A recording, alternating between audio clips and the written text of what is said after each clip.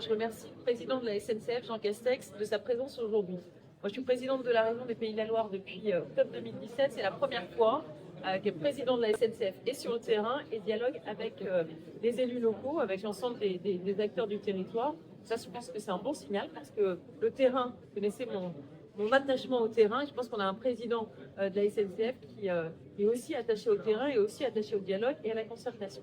Ça, c'est le premier point. Bien évidemment, ces échanges, on n'a pas de baguette magique. Il y a un enjeu d'investissement. Je pense que là, la région, elle est au rendez-vous. On a fait un budget l'année dernière qui a fait beaucoup de bruit, beaucoup de critiques, je les entends. Mais on a oublié de dire, si on a fait ces choix budgétaires l'année dernière, et notamment dans le fonctionnement, c'est pour maintenir un haut niveau d'investissement.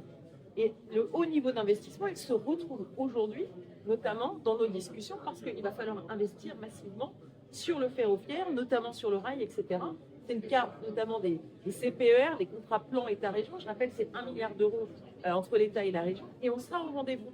On ne va pas se désengager comme ça peut être le cas sur d'autres collectivités. Et ça, c'est ce qui va permettre aussi d'avoir plus de fluidité, plus d'offres sur le ferroviaire.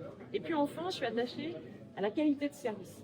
Qualité de service de nos usagers, notamment on a entendu le vendredi soir ou le dimanche soir nos rames qui sont extrêmement bondées, on va dire le terme.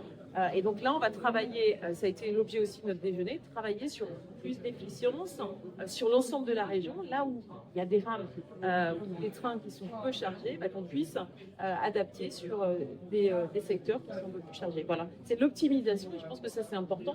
Dans un contexte, je le rappelais quand même, faire mieux avec moins, parce qu'on n'a pas de choix. L'époque de l'abondance est terminée. Maintenant, il va falloir trouver l'efficience et faire mieux avec moins.